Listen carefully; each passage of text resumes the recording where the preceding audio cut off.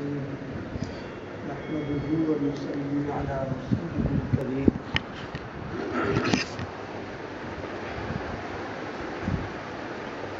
کل ایک بات عرض کی گئی تھی کہ جن نیکیوں کی اور طاعتوں کی توفیق ہو رہی ہے اس کی حفاظت کی فکر کرنا کہ اس کو ضائع نہ ہونے دیں۔ اسی کے ساتھ ایک ذمہ داری ہماری اور بھی ہے کہ جو کمائی ہم کر رہے ہیں وہ صحیح اور اصلی ہونا چاہیے، وہ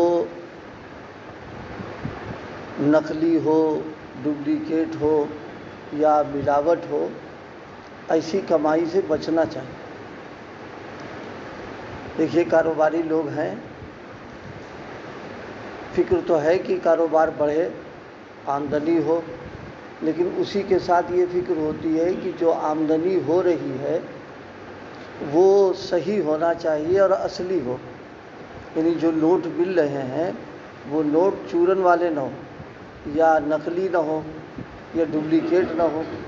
اسی لیے جو نوٹ بڑے ہوتے ہیں جیسے 500 کے ہیں، 1000 2000 والے نوٹ ہیں، ان نوٹوں کو بڑے احتیاط سے دیکھ کے لیتے ہیں کہ ایسا نہ ہو کہ اس میں کہیں ملاوٹ ہو، یا یہ کہ نقلی ہو اور اسے ہم رکھ لیں۔ تو نقلی نوٹ، ایک تو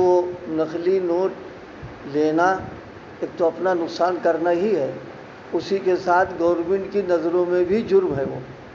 کیونکہ وہ جو نقلی نوٹ ہے اس کو ظاہر بینک میں لے جائیں گے تو پکڑے جائیں گے، کسی کو دے دیں گے تو پکڑے جائیں گے۔ تو دونوں باتیں ہو رہی ہیں، اپنا نقصان بھی ہو رہا اور اسی کے ساتھ میں گورنمنٹ کی نظر میں ہم مجرم بھی ہو رہے ہیں۔ بالکل یہی معاملہ اعمال کے سلسلے میں کہ دین کے تعلق سے جو عمل بھی ہم کریں اس عمل کو جانچ لیں، پرکھ لیں، دیکھ لیں کہ وہ عمل صحیح ہے کہ نہیں، وہ عمل نقلی تو نہیں ہے۔ اگر خود اتنا علم نہ ہو، مثال کے طور پر اتنا علم نہیں ہے، تو پھر جاننے والوں سے کو معلوم کر لیں کہ بھئی یہ عمل جو ہے اس کا کرنا کیسا، یا اس کا پڑھنا کیسا، یا اس کو اپنانا کیسا، معلوم کر لیں اس میں۔ اگر خود اپنے پاس علم ہے تو بہت اچھی بات ہے، اور اگر نہیں ہے تو اس کا اہتمام ضروری ہے، اس لیے کہ جو عمل اصلی نہیں ہے، جعلی ہے، نقلی ہے، تو اس عمل کو کرنا اپنا وقت ضائع کرنا ہے، اس میں کچھ ملنا دلنا نہیں ہے۔ اسی کے ساتھ میں جیسے نقلی نوٹوں کو رکھنا اور چلانا جرم ہے، اسی طریقے سے جعلی جو اعمال ہیں ان اعمال کو کرنا یہ بھی جرم کی بات ہے۔ پھر یہ جرم خود اپنی حد تک نہیں رہتا ہے، لوگ دوسروں کو دیکھتے ہیں کہ بھئی فلاں یہ کام کر رہا، اب مزاج بنا ہوا دیکھا دیکھی کرنے کا، تو اب وہ عمل دیکھ دیکھ کر کے جو لوگ بھی کریں گے سارا وبال اس کے سر آئے گا، ان پر بھی آئے گا، ان کے اوپر بھی آئے گا۔ حضرت نبی کریم صلی اللہ علیہ وسلم نے ایک موقع پر ارشاد فرمایا ہے، جو آدمی نیک کام کی بنیاد ڈال دے، اچھے کام کی بنیاد ڈال دے، تو جتنے لوگ بھی وہ نیک کام کرتے رہیں گے تو ان کے نیک کام کرنے کا ثواب تو ملے گا ہی، لیکن جو ذریعہ بنا ہے اس کے کھاتے میں وہ سارا ثواب بھی آتا رہے گا ساتھ، یعنی اس کو بھی ملے گا، اس کو بھی ملے گا۔ اسی کے ساتھ میں اگر کوئی غلط کام ہے، کوئی برا کام ہے، اس میں گناہ بھی شامل ہے، رسم و رواج بھی شامل ہے، اور دینی کاموں میں ملاوٹ کرنا بھی شامل ہے، اس عمل کو کوئی بنیاد ڈال دیتا ہے اور وہ سلسلہ چل پڑا، تو کرنے والے بھی مجرم، اور اسی کے ساتھ میں جس نے اس کو شروعات کی ہے وہ اس کے کھاتے میں بھی آ رہا ہے۔ تو اس لیے بھائی کمائی دینی کرے،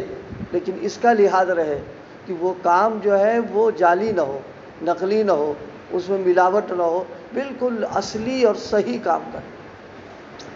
ایک شخص ہے صبح سے شام تک لاکھوں کما لیے اور وہ سب ڈپلیکیٹ میں گیا، معلوم وہ جعلی آ گیا۔ اور ایک شخص وہ ہے جس نے مان لیے 10,000 کمائے، لیکن وہ اس کا سب اصلی آیا۔ تو اب ہم سوچیں کہ فائدے میں کون رہا؟ بظاہر تو اس کی کمائی زیادہ ہے لیکن وہ گھاٹے میں گیا، کیونکہ خود بھی مجرم، اب اس کو چلائے وہ بھی جرم ہے، اور 10,000 کما لیے وہ کامیاب ہو گیا۔ اسی طرح دین میں جو ہمارے اپنے اعمال نیکیاں اور طاعتیں ہیں، اگر اصلی ہیں، تھوڑا بھی کر رہا ہے وہ بہت ہے اس کے لیے،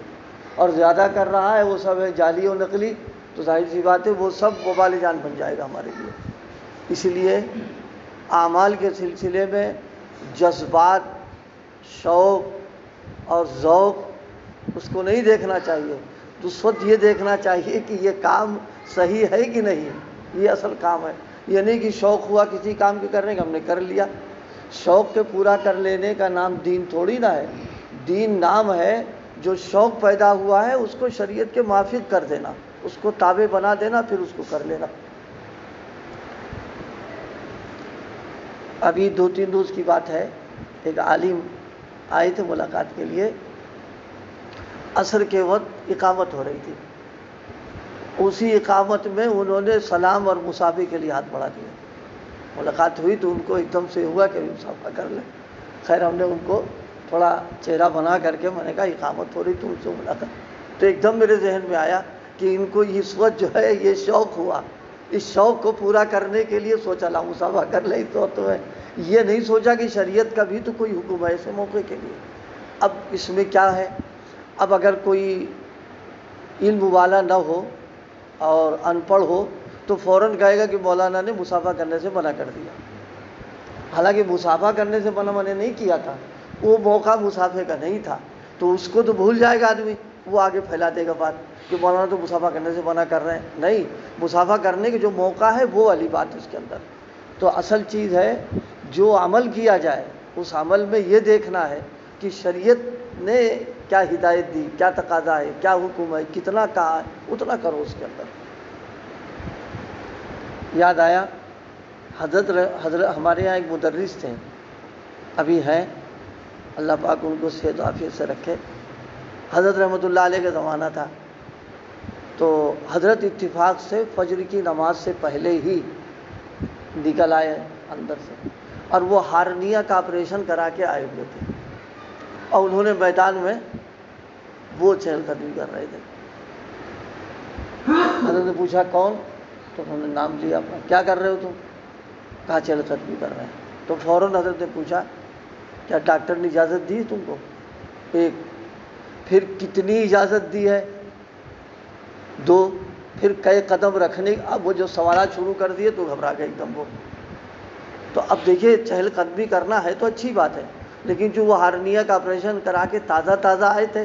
تو اب وہ چہل قدمی وہ اپنے ذوق کو پورا کر رہے ہیں، وہ مضر ہے ان کی صحت، ان کے جسم کے لیے۔ تو جس طریقے سے اس مریض کا چہل قدمی کرنا اس صرف شوق پورا کرنا ہے، صحت نہیں اس کے اندر ہے، اسی طریقے سے جن اعمال کو ہم اپنے شوق اور جذبے کی بنیاد پر کریں اور اس کا کوئی شریعت میں کوئی ثبوت نہیں، اس کا کچھ وہی نہیں ہے، تو وہ شوق پورا کرنا ہے، وہ اعمال نہیں ہوں گے، نہ دینی کام، ان کو دینی عمل کہا جائے گا، یہ بہت ضروری چیز ہے۔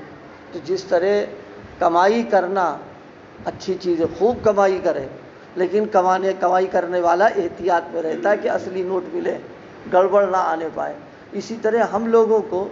دینی اعمال کرنے میں اس کا لحاظ کرنا چاہیے کہ جعلی نہ ہو، ڈپلیکیٹ نہ ہو، اصلی ہو۔ نقلی سے کیا فائدہ ملے گا، تو وقت بھی گیا، محنت بھی کی، جرم بھی ہو گیا، اب وہاں گئے، پکڑے گئے، مارے بھی گئے، اس کے اندر کیا فائدہ نکلا اس کے اندر۔ اس لیے بھائی کاموں میں 2 باتیں ہو گئی، ایک تو اعمال ہوں وہ اصلی ہوں، دوسرے پھر اس کے کرنے کے بعد اس کی حفاظت کرنا کہ وہ ضائع نہ ہونے پائے، یہ ہے کامیابی کی بات۔ اسی لیے بھائی ہم سب کو اس کی فکر کرنا چاہیے کہ اپنی کمائی کو دیکھتے رہیں، غلط سلط نہ ہو، گڑبڑ سڑبڑ نہ ہو، اور اسی کے ساتھ اس کی حفاظت بھی کریں۔ تو انشاءاللہ اگر یہ دونوں فکریں رہیں گی تو اللہ پاک پھر دنیا میں بھی اس کا بہترین صلہ عطا فرمائے گا، اور آخرت میں بھی اللہ پاک بہترین صلہ عطا فرمائے گا۔ چھوٹے سے معمولی عمل ہو، سہل عمل ہو، یہ نہ دیکھے کہ جو ہے یہ تو بہت معمولی سا، نہیں، یہ تو شرعی عمل ہے، اس میں کوئی مسئلہ ہی نہیں۔ اور بہت بڑا کوئی عمل ہے، بڑا کام ہے، لیکن غیر شرعی کام ہو رہا ہے وہ، تو اس میں نہ لگے، کیونکہ وہ لگنا جو ہے وہ مجرمانہ عمل ہمارا ہو جائے گا اس میں۔ حضرت عبداللہ ابن عمر رضی اللہ تعالیٰ عنہ، غالباً انہی کا عمل ہے، ایک صاحب کو چھینک آ گئی، چھینک آئی تو آنے کے ساتھ انہوں نے درود شریف پڑھ دیا۔ اب ظاہر ہے درود شریف تو بہت اعلیٰ قسم کا عمل ہے، بہت اچھا عمل ہے، بہتر عمل ہے، لیکن آپ نے جب سنا تو بد دعا دی آپ نے ان کو کہ تیرا ناس ہو جائے اور تیرے گھر والوں کا ناس ہو جائے۔ اب یہاں سمجھنے کی بات ہے، درود شریف پڑھنا کوئی بری بات تھوڑے نہ تھی، لیکن جس موقع پر پڑھا ہے، چھینک آئی اس موقع پر پڑھنا، یہ نہیں، یہ اپنا شوق پورا کرنا ہے، یہ اپنے جذبات پر عمل کرنا ہے۔ جذبات اور شوق پر عمل کرنا دینداری تھوڑی نہ ہے۔ کوئی جذبہ کوئی شوق پیدا ہو، فوراً اس جذبے کے بارے میں معلومات کر لے کہ صحیح ہے کہ غلط ہے۔ یہ شوق پیدا ہوا، اس کے لیے شریعت نے اس کو معتبر مانا کہ نہیں مانا ہے، تو آپ نے نکیر فرما دی۔ اب کوئی یہ کہنے کہ صاحب صحابی ہو کر کے درود شریف سے منع کر دیا، نہیں، وہ یہ تعبیر ہی غلط ہے۔ اس کو پوری بات کہے کہ چھینک کے موقع پر درود شریف کے پڑھنے کو منع فرمایا انہوں نے، اس لیے کہ چھینک کے موقع پر اگر درود شریف پڑھنا عبادت ہوتی تو حضرت نبی کریم صلی اللہ علیہ وسلم سب سے پہلے اس عمل کو فرماتے اور صحابہ کرام اس کو اپنے معمول میں لاتے، بلکہ آپ نے اس موقع پر الحمدللہ فرمایا۔ تو الحمدللہ چھوڑ کر کے یہ عمل کرنا، یہ اس میں کئی جرم شامل ہو گئے۔ ایک تو جرم یہ شامل ہوا کہ ہم شریعت کا مقابلہ کر رہے ہیں کہ شریعت نے ایک بات کہی، ہم کہتے ہیں نہیں، یہ نہیں، یہ کرو اس کے اندر، ایک تو یہ ہوا۔ دوسرے یہ کہ اس درود شریف کا اس موقع پر پڑھنا یہ اصلی عمل نہیں کہلائے گا کیونکہ بے موقع ہو چکا یہاں پر آ کر کے۔ اور تیسرے اللہ کے قانون میں تبدیلی کرنا، یہ اور جرم کی بات ہو گئی آ کر کے۔ اس لیے بھائی ان سب چیزوں کا لحاظ و خیال آج معاشرے کے اندر اس کا لحاظ ایک دم ختم ہو چکا ہے۔ بالکل موبائل پر کسی نے کوئی ڈال دی کوئی بات کہ فلاں وظیفہ پڑھو گے تو اتنا ثواب مل جائے گا، یہ کر لو گے تو یہ ہو جائے گا۔ اب یہ کہ ہم علماء سے پوچھ لیں، مفتیان کرام سے رجوع کر لیں، کچھ نہیں، شروع چالو کر دیا، اس کو پڑھنے لگے اور اوروں کو بھی پہنچا دیا کہ تم بھی پڑھو، موبائل پر ڈلوا دیا، آگے بڑھا دیا۔ یہ ایک گناہ میں اور ایک غلط کام میں مدد کرنا ہے، اور غلط کام میں مدد کرنا میں نے عرض کیا تھا یہ جرم ہے۔ جیسے چوری کرنا جرم ہے، اسے چوری کرنے والوں کی مدد کر دینا کہ وہ مال کو پتہ بتا دینا اور لقب لگانے کا راستہ بتا دینا اور اس کو رہنمائی، یہ سب جرم ہے۔ ایسی دین میں یہ سب باتیں جرم کی ہیں۔ آج کل موبائل میں عام طریقے پر ہوتا رہتا ہے، آ گیا، ہم نے سوچا کہ تو بڑے مطلب فضیلت کی بات ہے، چلو ثواب کی شروع کر دیں، شروع کر دیا۔